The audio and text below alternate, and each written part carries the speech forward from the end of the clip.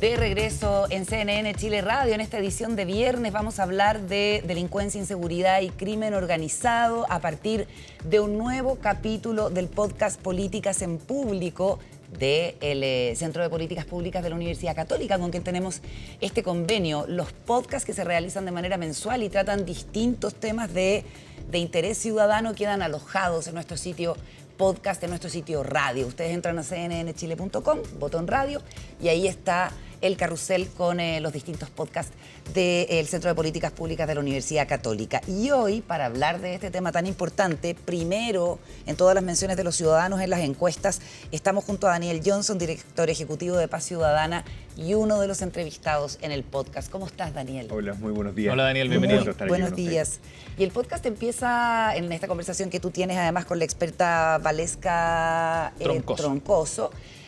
Y junto al profesor Cristóbal Tello y a Carmen Vergara, con una provocación bien importante que la hemos estado escuchando en los últimos días, que es: Chile es el país más temeroso de la delincuencia en el mundo y no es el que tiene las mayores cifras de delincuencia. Partamos por ahí. Efectivamente, eso es lo que están mostrando las estadísticas. En Chile, después de la pandemia, hubo un aumento enorme en el nivel de temor que tenemos los chilenos.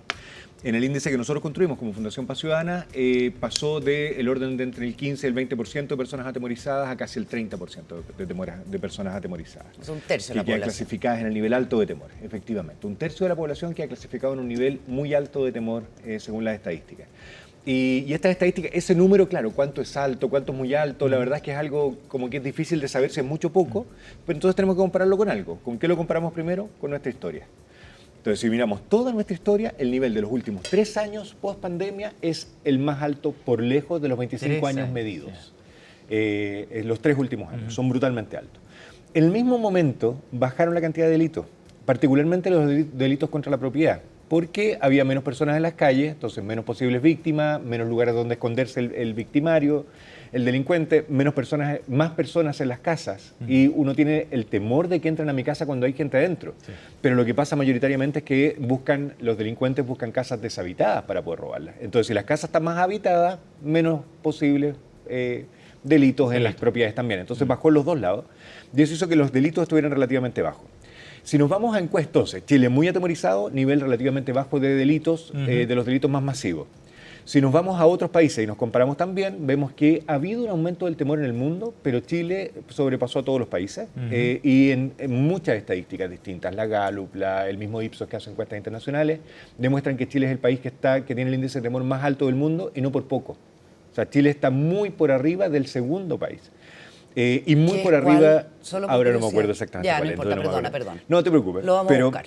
Pero está mucho más arriba de países que a uno lo sorprenden que estén en lugares muy retrasados con respecto a este índice, como México, Brasil, Colombia, o sea, países que parecieran tener algo más normalizado. Daniel, ¿y ustedes qué identifican? ¿Qué pasó en esos 3 años post pandemia que se dispara el temor para llegar a estos niveles? Mira, hay un análisis que no da para estudio, la verdad, para ser bien justo. Es un análisis que hicimos en que comparamos estadísticas internacionales de delitos violentos, particularmente los homicidios, entre el año 2019 y el 2022, que es cuando justo en el 2021 y 2022 donde se produce el mayor aumento. Claro. Y lo que vemos es que si bien dentro de Latinoamérica Chile tiene tasas no súper bajas, pero bajas con respecto a los otros países, de 6 homicidios cada 100.000 habitantes año, si bien son bajas, Chile tuvo el segundo mayor crecimiento en las tasas de homicidios en ese periodo de tiempo, 2019-2022. Entonces, si uno proyecta esa tasa de crecimiento en el futuro, podría ser muy preocupante. Afortunadamente, lo que pasó después del 2022 es que se estabilizó de cierta forma, en 6,7. Sí. Pero ese periodo fue un periodo en que hubo un aumento muy relevante de la tasa de homicidio y en Chile. Y eso puede ser uno de los factores. No estamos acostumbrados, aunque tenemos tasas súper bajas comparados con Latinoamérica, no estamos acostumbrados a esta situación, a este nivel de violencia, y por lo tanto nos resistimos y generamos este nivel altísimo de temor. Otros factores puede ser también, pero que son más presentes en otros países, el aumento de las redes sociales, el aumento de imágenes de los delitos, que eso es algo muy determinante. Te iba a preguntar sobre eso. Hace 15 años atrás, siempre se ha culpado a la prensa del nivel de temor. Algo hay, evidentemente, si se priorizan ciertas acciones. Un paréntesis, no sé si se acuerdan de una vez que Francisco Vidal, siendo vocero, habló sobre este tema, ¿no? Sí. Y generó un debate muy interesante sobre el rol de los medios en la generación de la percepción de temor. Efectivamente. Bueno, los medios muestran, supongo, no soy experto en medios, pero supongo que muestran lo que la ciudadanía mira más. Y lo que la ciudadanía tiene más interés de mirar, al final se genera un círculo vicioso. Sí. La ciudadanía va a mirar más de cosas delictuales porque es de lo que más le atemoriza, lo que más preocupado lo tiene. Y por lo tanto se produce ahí un círculo claro, que compensa esto. Pero hay que pensar que la prensa, cuando ya era acusada de ser quien aumentaba los niveles de temor hace 10, 15 años atrás, lo que mostraba normalmente eran relatos. Ajá. No eran imágenes, videos, no nos hacían a todos testigos, sino que era más bien un relato. Ocurrió tal delito y a lo mejor mostraron una imagen mucho tiempo después, La víctima entrevistaban a alguien contando la experiencia. Pero hoy día tenemos imágenes permanentes de todos los delitos prácticamente que ocurren. Imágenes, entonces, y eso hace que que nos hagan a todos testigos de los delitos. Y el ser testigo es muy atemorizante. O sea, se habla de que lo que más atemoriza es ser víctima, lo segundo es ser testigo, Ajá. y lo tercero es que un familiar directo sea víctima y que le cuenta a uno lo que le pasó. Sí. Pero cuando a uno lo hacen testigo permanentemente por redes sociales, por imágenes, por prensa, evidentemente eso puede estar generando sensación de temor también. Daniel, ¿y cuánto incide, crees tú, el tipo de delito que se comete y los nuevos delitos que han surgido también y que se han hecho más frecuentes en los últimos años a los que no estábamos acostumbrados? Hablamos de extorsión, desmembramientos, también en crímenes que son brutales, secuestro, etcétera. ¿Eso incide también en la percepción? Por supuesto que sí. Tenemos tipologías delictuales que han cambiado de manera importante. O sea, los homicidios, además de haber aumentado, cambió la tipología. Antes eran homicidios, la mayoría de los homicidios en Chile eran por violencia de género, violencia intrafamiliar, por riñas en un bar, donde, y me gusta mucho decir que como que para mí es muy clarificador, es que la diferencia está en que el homicidio era un fin en sí mismo, rabia contra una persona y lo que yo quiero es dañarla tanto que llegar a matar a esa persona. Pero ahí termina. El homicidio como medio. Ajá. Ahora el homicidio empieza a ser medio. ¿Para qué? Para conseguir soberanía sobre ciertos territorios, para un robo que, como el caso de Graneros, un robo que aumenta en violencia y termina en un homicidio, pero el móvil no era el homicidio en sí mismo, sino que era el robo, conseguir el robo, y el homicidio es un medio para conseguir ese robo.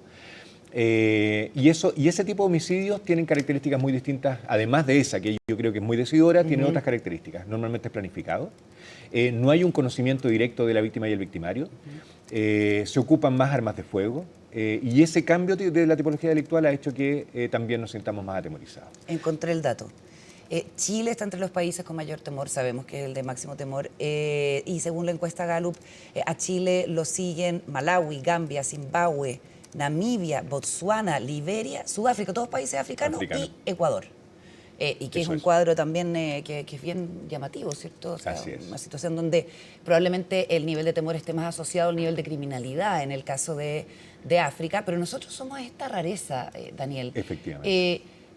Un factor es la aparición de nuevos crímenes muy violentos a los que no estábamos acostumbrados y de los que somos testigos además por, digamos, la información que se entrega, y además lo que tú decías, que uno puede ser testigo de algún delito en la calle. Y te quería preguntar por las cifras. ¿Tenemos todas las cifras que necesitamos para poder hacerle frente al fenómeno del crimen organizado, que es otro de los temas que aparece en la conversación del podcast? Tenemos mucho más cifras, tenemos muchas cifras que no estamos usando suficientemente. Entonces, ¿cómo partir de ahí? ¿Podríamos tener más? Sí, pero la verdad es que las cifras que tenemos no es el problema. No es la que no tengamos suficiente. El problema es que no se usan. Y se pueden usar, en materia de seguridad, se pueden usar de muchas maneras. A ver, como un punto que no tocamos y que creo que es súper relevante, solo una frase, es el temor genera incluso más daño que el delito mismo. ¿En serio? Sí, ¿Cómo? los cambios de comportamiento. Es como estamos todos en un toque de queda permanente. Las personas dejan de salir a ciertos lugares, dejan de salir a ciertas horas, lo que está generando en el comercio nocturno, en los restaurantes, en la economía, en los puestos de trabajo, por lo tanto, que necesitan de esos comercios funcionando. Todo eso es un daño gigantesco. O sea, el temor en sí mismo es tremendamente dañino. Medimos la calidad de la ciudad en función de áreas verdes por habitante. ¿De qué sirve tener metros cuadrados de área verde por habitante si es que esa área verde no la sentimos segura y por lo tanto no la vamos a usar? Y mis niños no van a ir a jugar ahí. Entonces hay unas consecuencias que son brutales del temor. Inversiones de las familias. Cerca del 70% declara que invirtió en la seguridad de su casa en los últimos 12 meses. alarmas, cámaras, rejas, inversiones que son una parte importante de los presupuestos familiares que podrían ser dedicados a cosas que les generen mucho mayor valor, pero al final por solo el temor, a lo mejor no está evitando ningún delito real, Claro. pero solo por el temor decidimos tomar esa decisión de inversión ahí. Entonces el daño es gigantesco y por lo tanto tenemos que hablar del temor en sí mismo y políticas que a lo mejor no afecten en el delito, pero sí afectan en la percepción de temor, pudieran ser razonables de tomar también. Y eso se tenemos que va poner paño frío. retroalimentando, me imagino, de alguna forma, ¿no? O Efectivamente, sea, hay en un la medida en es que un círculo tú vicioso. caminas por un barrio y te das cuenta de que hay más alambre de púa, que hay pasajes cerrados, en fin, eso también me imagino que alimenta una sensación. Efectivamente. La ciudad que se... A ver, el ejemplo más clásico son las áreas verdes y los espacios de juego de niños. Si la seguridad de los espacios públicos se da por la vigilancia natural. El principal factor de seguridad no son las cámaras, son la vigilancia natural. Cuando hay gente en esos espacios se generan espacios más seguros.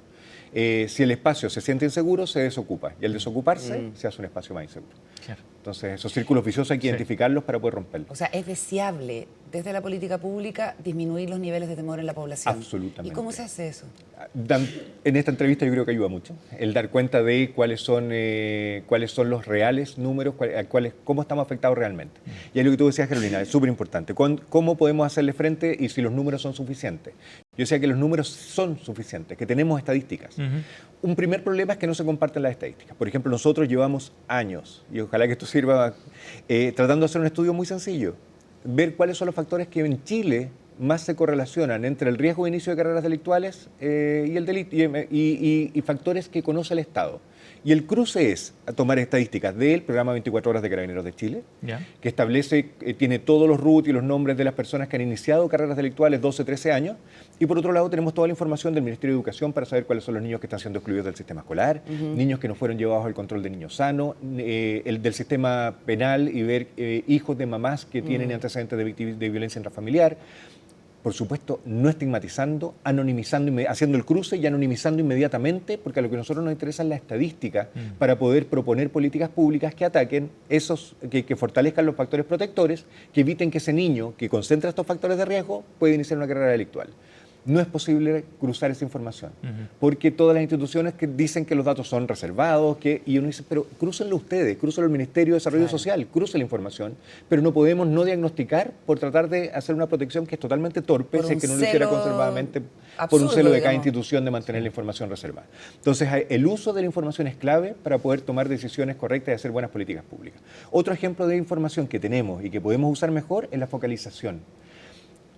Los delitos, y en particular los homicidios, que es lo que nos tiene más atemorizados hoy día. Bueno, también extorsiones, también secuestros, son delitos que han aumentado de manera muy importante en Chile en los últimos años. Eso es cierto, o sea, hay un aumento de esos tipos de delitos, que no nos lleva ni por cerca a países latinoamericanos, pero que comparado con nuestra historia sí estamos en unos niveles altos. Esos tipos de delitos son extremadamente concentrados. Por ejemplo, la población migrante tiene tasas de homicidios cada 100.000 habitantes del orden de 10,5. Los chilenos tenemos tasas del orden del 5. O sea, los extranjeros están siendo mucho más víctimas de delitos que los chilenos. Los extranjeros están siendo mucho más victimarios también, o sea, están participando más. Pero, y cuando uno mira territorialmente, ni siquiera son comunas, aquí son barrios, y barrios no especialmente grandes donde se concentran los homicidios, donde se concentran las extorsiones.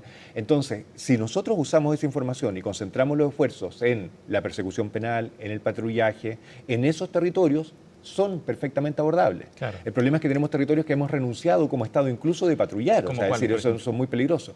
No quiero estigmatizar territorios, pero hay comunas que sabemos que son más y hay territorios en donde no entra nadie. Sí. Y si no entra nadie, efectivamente lo estamos dejando, y esa información es clave. Y otro ejemplo, el Calle Sin Violencia, por ejemplo, que puede tener medidas que ahí está la discusión si son pertinentes o no, pero más que entrar en eso, es decir, el Calle Sin Violencia, ¿se acuerdan cuando se inauguró hace 2 años atrás? Era para las comunas, a mí me hubiera gustado que fuera para barrios, pero era para las comunas que concentraban mayor condición delictual, y se concentraba ahí, y empezaron todos los alcaldes de las comunas aledañas a decir, oye, pero si yo también tuve un homicidio el año pasado, y también entraron en el programa, y lo que hizo eso es que el programa se desfocalizara, se diluyó. En políticas de seguridad, lamentablemente, todos queremos que tener un carabinero ojalá patrullando mi calle en toda la ciudad. Sí. Eso no es posible y por lo tanto tenemos que concentrar los esfuerzos donde se concentran los delitos. Focalización es algo que no ha estado presente en la política pública. Ahora, un tema que ustedes discutían en esta conversación en el podcast era que había un desafío también de ir adaptándose de manera más rápida a la evolución de estos fenómenos, ¿no? ¿Cómo estamos en esa materia desde el punto de vista del Estado, la respuesta? Débiles. A ver, hay que pensar que los delitos no habían mutado a lo largo de miles de años. Cómo se producía un robo hace 2000 años no era muy distinto a cómo se producía un robo hace 10 años atrás. En la vía pública te quitaban algo por sorpresa o entraban en una casa, le robaban algo desde adentro. Miles de años la misma metodología delictual. Sí. Y por lo tanto las policías y todo no necesitaban tener grandes grados de adaptación porque la verdad es que el delito ocurría más o menos de la misma forma. Habían ciertos estudios, pero no era como la ciencia que había ido avanzando en otros ámbitos con una dinámica mucho mayor. Hoy día, de hecho, nosotros mismos como fundación teníamos el índice Paz Ciudadana. Tenemos el índice que sigue funcionando hasta el día de hoy, el índice más antiguo que mide la victimización en Chile. Sí. Y nosotros medimos si fue dentro del hogar o fuera del hogar.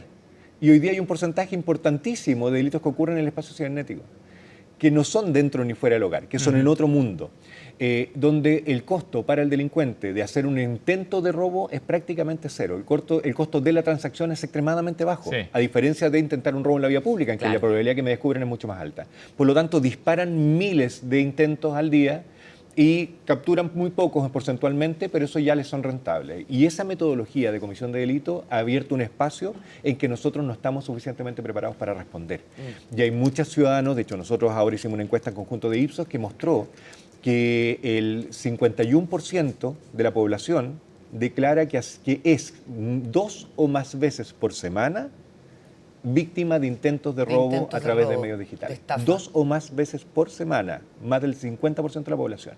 Y en otra pregunta le preguntamos si en los últimos 6 meses fue víctima. Y el 7% declara que en los últimos 6 meses fue víctima realmente. O sea que se concretaron esos delitos. No es poco. No es para nada poco. No es para nada poco. Y eso puede ser muy atemorizante también. Yo siento que permanentemente me están intentando victimizar. Utilizando, hostigando para caer en el delito. Hablemos de lo que pasó en Graneros, tú lo mencionaste al paso, pero tiene también características interesantes de mirar. El móvil, según la Fiscalía y las policías, fue el robo.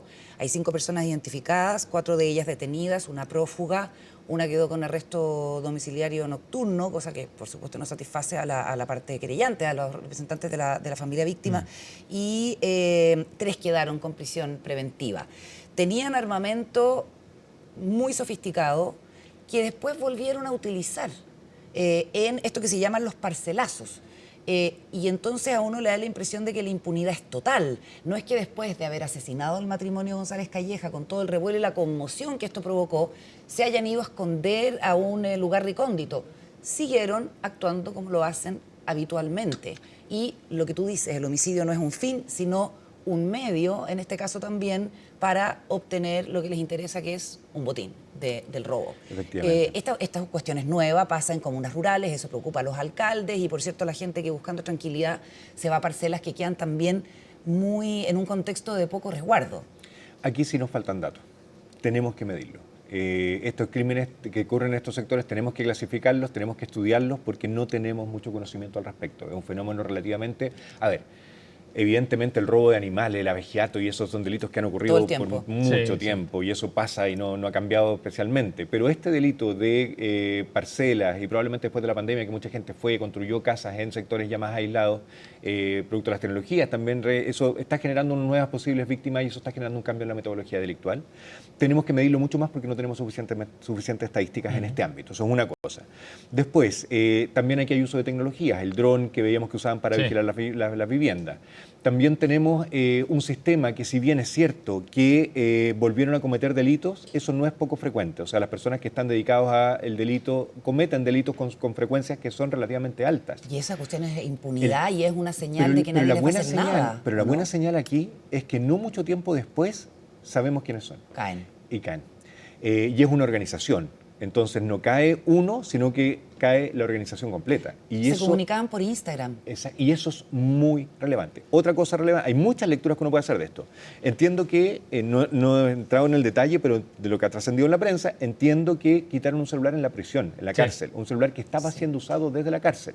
Entonces los sistemas de control de las comunicaciones en las cárceles es un tema muy candente que tenemos que hacernos cargo y ahí tenemos que hacer cambios legislativos para que se pueda hacer con decisión un control de todas las comunicaciones que salen de las las cárceles. bandas siguen operando. Eso Efectivamente, eso es un tema. Después, cómo agrupamos a las bandas dentro de la cárcel es otro tema también. Pero me quiero ubicar aquí en lo positivo. O sea, hay varios, cuando los casos son suficientemente críticos, muy dañinos y muy mediáticos, se ponen recursos suficientes y los casos en Chile se esclarecen. Se esclarecen. Caso Ojeda, caso Carabineros en Cañete, Sí. caso a Graneros, esos casos que son Asalto al emblemáticos. Brinks, a pesar de que no hay fallecidos, pero desde... Efectivamente, muy mediático, también se esclarecen. O sea, en Chile tenemos capacidad investigativa.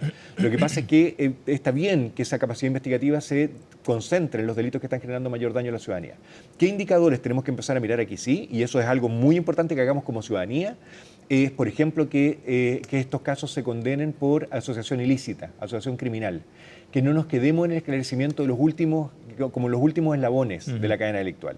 Aquí lo que importa es determinar cuál es la organización que hay detrás. Sí. Esto pasa en todo tipo de delito que está asociado a organizaciones delictuales. Por ejemplo, portonazos, encerronas, estos mismos parcelazos. no son llaneros solitarios, digamos. No lo son. Y por lo tanto, si nosotros hacemos una condena y creemos que ya el trabajo de la Fiscalía terminó porque ahí logró condenar a la persona que cometió el robo directamente, la verdad es que no es suficiente. Tenemos que estar mirando si es que lo condenaron por asociación criminal, porque eso significa que descubrieron cuáles eran los partners de delito. Claro. Y por lo tanto podemos desarticular a una organización y evitar que esos delitos se sigan produciendo. Sí. El eslabón que comete el delito normalmente es el más débil y el más reemplazable, el último eslabón. Daniel, muchas gracias por haber venido al estudio para conversar de este tema. Muchas gracias por invitarme. Muchas gracias, Daniel. Y recordamos que la conversación del podcast Políticas en Público sobre este tema, con la participación de Daniel Johnson, está en nuestro sitio radio, también en nuestra aplicación. Pueden entrarlo y escucharlo en extenso en esta colaboración que tenemos con el Centro de Políticas Públicas de la Universidad Católica. 9:32. Nos vamos a la pausa con imágenes de